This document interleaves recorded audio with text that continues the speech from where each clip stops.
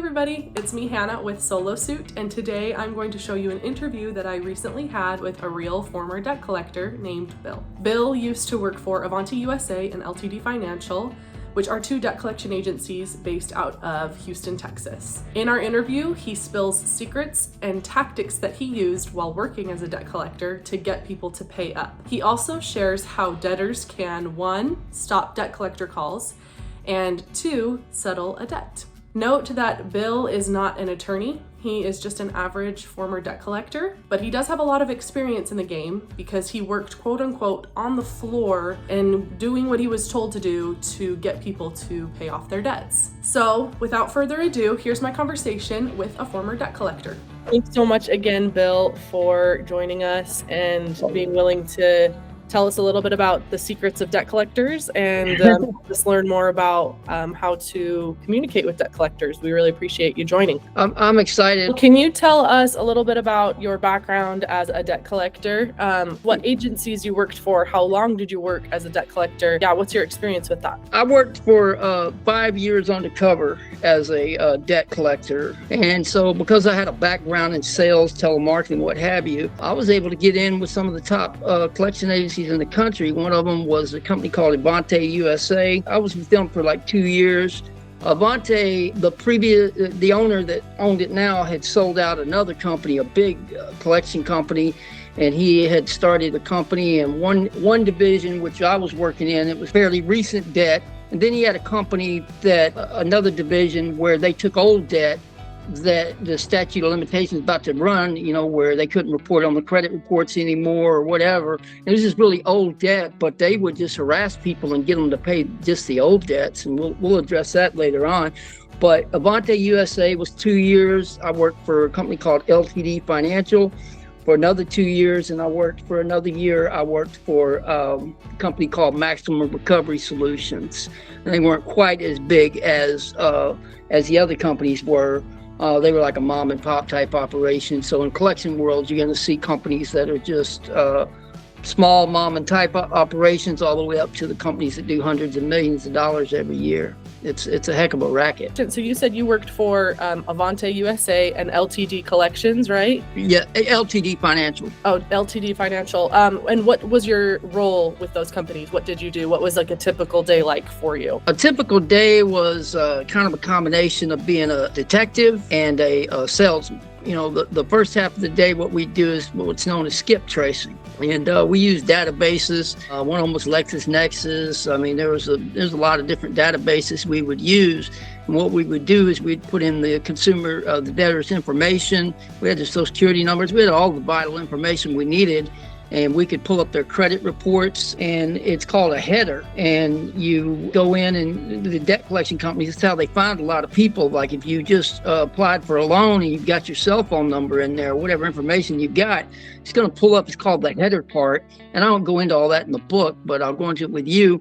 So what we would do is we'd find the debtor, and then the rest of the day we'd be contacting the debtor and getting them to call back. And we would say things to them that would make them want to call back. For instance, if Hannah gets a call from Bill Davis at Avanti USA, I've got some paperwork on my desk and your name is involved in this paperwork, naturally you're going to want to call me back, right? So that's just one of the tricks that we've used to get people to call back. Now, LTD Financial, I didn't participate in this because that wasn't my way. They were contacting people and telling them, your social security number is in some paperwork on my desk. And they got a lot of calls. And because of using this ploy, they got fined like $1.5 million for misrepresentation. So, and $1.5 million, when you collect hundreds of millions of dollars every year in fees and everything, it's nothing. $1.5 million is nothing. So the collection agencies, they don't mind paying those fees. They'll just pay the fees and they're still allowed to stay in business. So that's why I wrote the book, to allow people to fight back and become the victor and not the victim. Okay, yeah. So can you tell me, it sounds like you would help with skip tracing, so you would help find the debtors where they were living currently, correct, right? So that you could contact them and get the collections process started. Once you found the debtors, what was the collection process like then? I know you mentioned a few tactics that you would use to get people to call you back. What was the typical debt collection process like at these agencies? You wanted to create a sense of urgency. Being a magician, I'm a master at illusions. That's my business, so I can make you think anything I want you to, right? And the collection agency is no different. They're creating illusions. One of the illusions they create is they'll call you and they'll tell you they're with the law office of Smith and Jones or whatever, and some scumbag attorney who couldn't make it as a legitimate attorney, what they'll do is they'll give the collection agencies, and sometimes they're partners, sometimes they're just paid money to, use their license. And when you get a call from a regular collection agency versus one that says, I'm from the law office of Smith and Jones, you're going to be more prone to call back. You're going to be more prone to want to settle out because, I want to give you a chance to settle this so we can, get it taken care of, and my client doesn't have to pursue further actions against you, And if you allude to legal things that are going to happen against them, like them getting sued or whatever, then the debtor's going to be more prone to want to settle. And it's in the book. It's called Good Cop, Bad Cop. And one of the things is they'll say, well, I'd like to settle, can you work a deal with me? Well, let me talk to my manager, And then they put the manager on the phone, and the manager's going to be just as, mean and nasty as you were, and they'll give them a deadline. Okay, if I get this money by 3:00 today, then, we won't pursue further actions against you. And, I talked to the attorney. He said, we can go ahead and get this settled. They never talked to the attorney. The attorney's up in some ivory tower somewhere. Then a lot of times they're not even in that office, So it's just all kinds of scams that they pull to intimidate folks. I mean, there's been cases, I've never participated in it, where they make you think you're going to jail if you don't pay it. And if you don't know the law and you don't know your rights as a debtor, they're going to take advantage of that. You mentioned in your previous answer that you guys would call people and say that you were with like a law firm, basically. Yeah, but a lot of the time you actually weren't. Is that true? There was an attorney that the collection agency was able to use his name, and he was a real attorney, and he was really licensed. But let's say we're calling Arkansas, he may not be licensed in Arkansas, so he couldn't sue you if he wanted to. But when you have the pretense of, he really was an attorney, and then a lot of times they'll think you're an attorney because I'm with the law office of Smith and Jones, and if you talk a certain way with a legal tone, you don't even have to say you're an attorney. You can just let them assume things. Yeah. If that makes sense. If a debtor were to like push back and say, like, do you have a license to practice in my state? Or if they were to ask you more about the law firm, would that maybe be a way to kind of get these debt collectors to, I don't know, maybe be more forthcoming about who they actually are? Or would it maybe even prevent them from continuing to contact you? Excellent question. Yes, that's one of the powerful weapons that I give you to put in your arsenal when you're fighting back with the debt collectors. If they call and say, I'm with the law office of Smith and Jones, and a lot of debt collectors will lie and tell you that you're an attorney, they're an attorney, or allude to that fact and let you think that. You say, okay, fine. What's your state bar number? Because an attorney has to have that number. And you can go, there's a website you can go to here in Texas.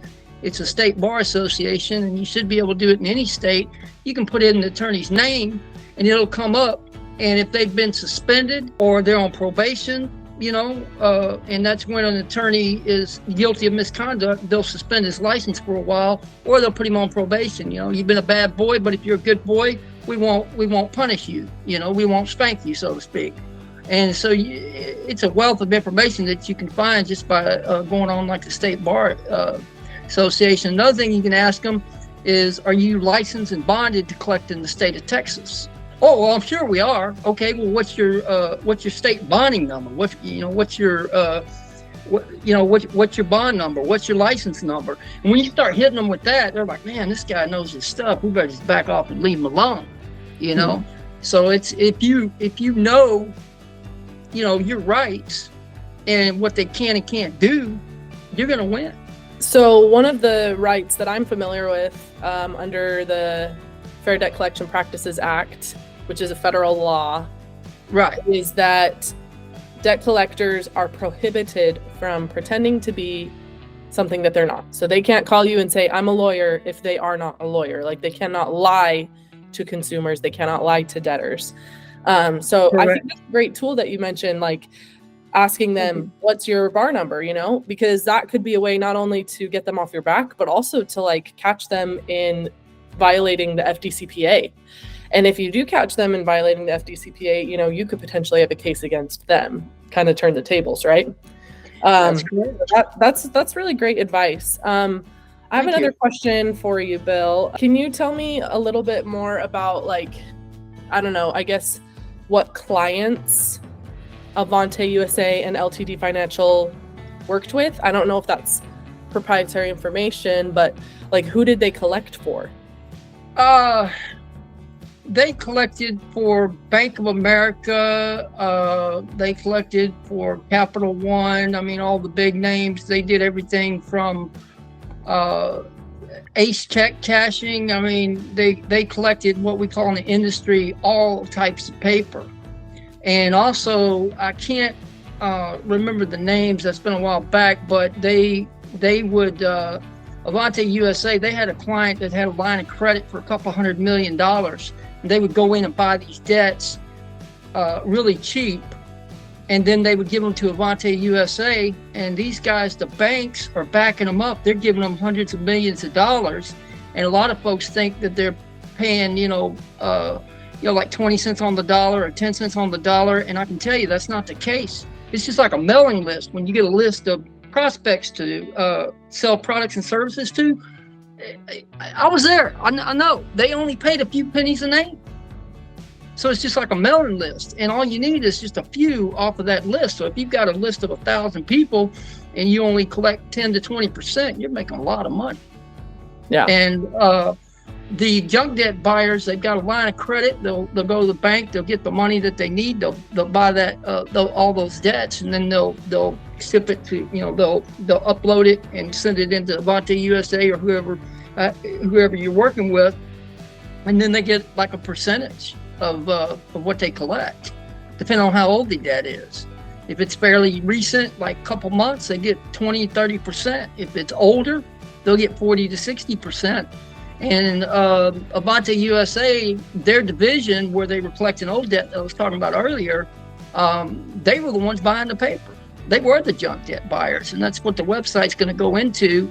Is they're called junk debt buyers, and they buy these debts, these bad debts, and then when they go to court to sue you, they can sue you under the original creditor's name. Even though Bank of America may not own that account anymore, they can still sue you under the name of Bank of America.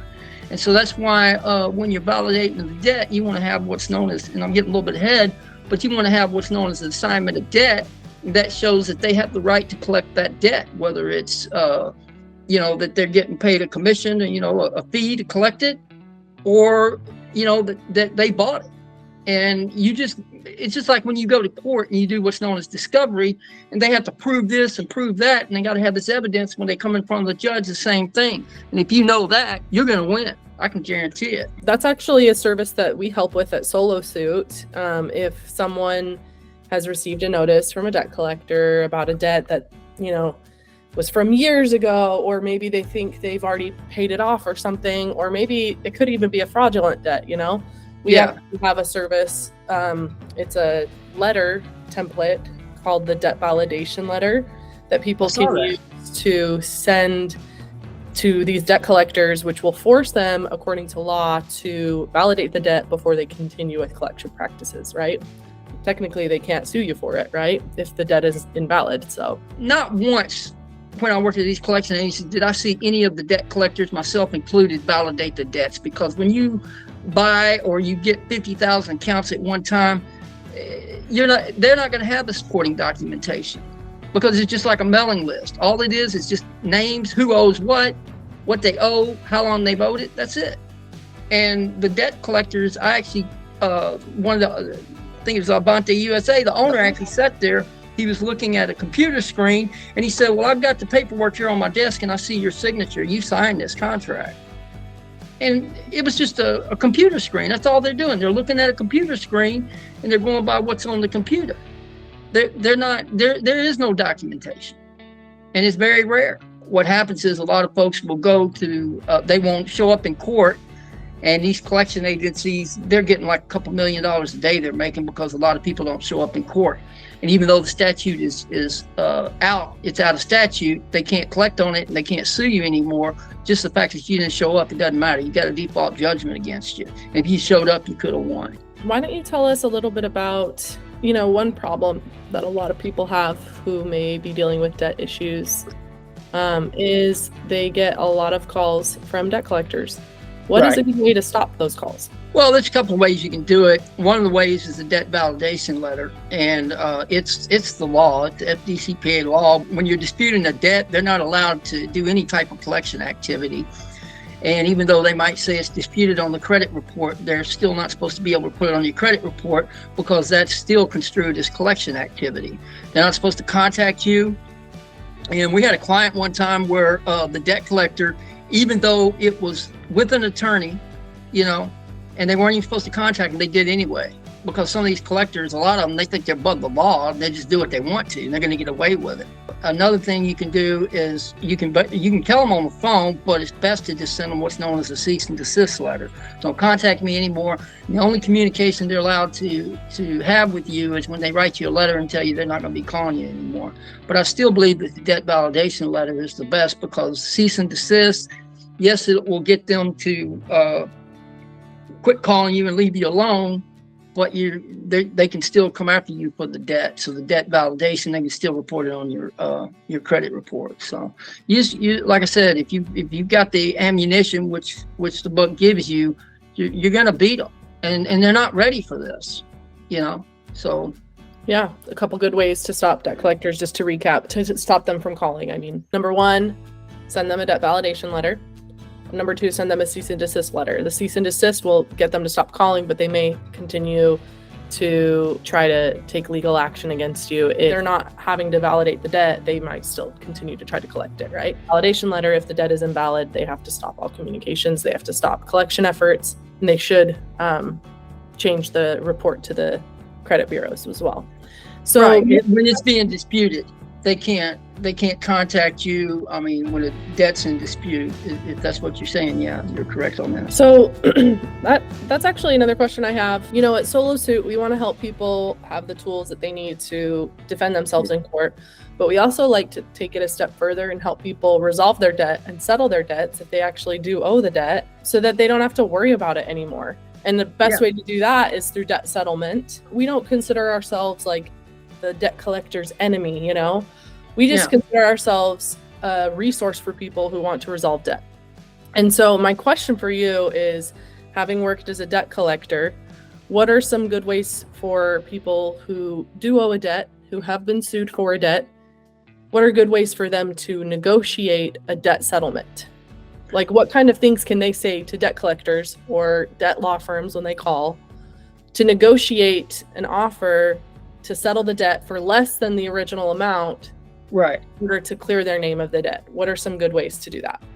Okay. Well, number one, I always say don't pay them anything. But there may be cases where, let's say you're going to close on a house, and the lender says, "Look, you've got this $5,000 MasterCard that you owe, and we can't loan you the money until you get that taken care of or whatever." Or you may be in the process of getting a loan and you've got to get it taken care of within the next month or so. Then that would be ideal to use the tools like what y'all use. But to get to answer your question, it depends on how old the debt is. I mean, you can negotiate. Well, let's say, sorry to interrupt you, but let's say hypothetically, the debt is valid. It's within the statute of limitations. You're being sued for, let's say, a credit card debt. Okay. What could you do when you call the collector or the debt law firm or the attorney that's suing you? What are good things to say to try to get them to settle for a smaller amount? You can tell them, hey, I want to get this taken care of. And the older the debt is, the higher percentage discount you can get, and just tell them, say, what would it take to settle this? And the collectors, they have a certain authority where they can settle for a certain amount, but what they'll do is they will not settle at that amount that they're authorized for. So in other words, if you got a $10,000 MasterCard debt and I'm authorized to settle it with you for $4,000, I'm not going to do that because I'm going to make more money off of my bonuses if I get you to settle for, say, $7,000 or $8,000. I can say, well, look, let me go talk to my manager. I'll see what I can do. And then towards the end of the month is usually the best times to negotiate because they want to get that cash flow in, and the collectors, they get paid these bonuses and they want to get paid their bonuses. So if you're calling like towards the end of the month, they're more prone to make a settlement with you. But I would say get it in writing, and maybe it might cost you, have an attorney look it over or whatever, have an agreement drawn up, but or use someone like your service, right? Like Solo Suit, have Solo Suit draw up send them the agreement and just settle out. But you want to make sure that they know that I don't want it to read paid collections. It will say paid as agreed or paid satisfactory, because if it says paid collection, you've done yourself a disservice, if that makes sense. Yeah. And then you just say, okay, I'm going to pay this, but I want it taken off.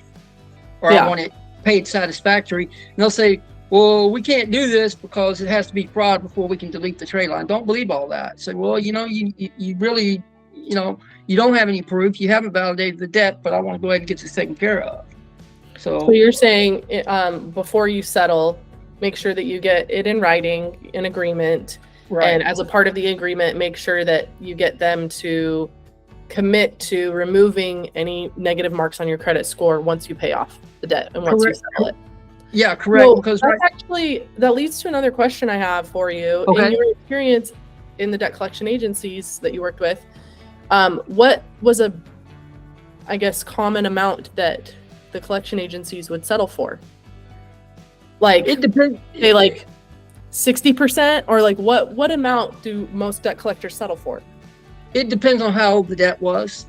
I mean, if we had let's say we had a $10,000 MasterCard, I'm just throwing things out there, but let's say we have a $10,000 MasterCard and it's got about another 2 months to a year and it's not going to be valid anymore. We won't be able to collect on it. Well, we're going to, we can give you a discount, 60, 70% discount or whatever, because that's the hardest paper to collect on, because you're not, once the statute is up, we can't sue you. We can't call you anymore. I mean, we can call you, but we can't do anything legal about it. So that's why a lot of those companies, they'll re-age it where they can still, collect on it.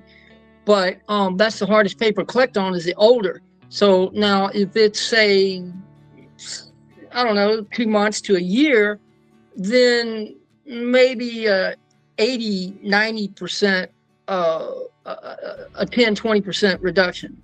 So in other words, 10,000, they might sell it out for 8 or 9. Because so you're saying if the debt isn't super old, if it's only like a couple years old or something, they might only settle, they might only take off like 10 to 20%.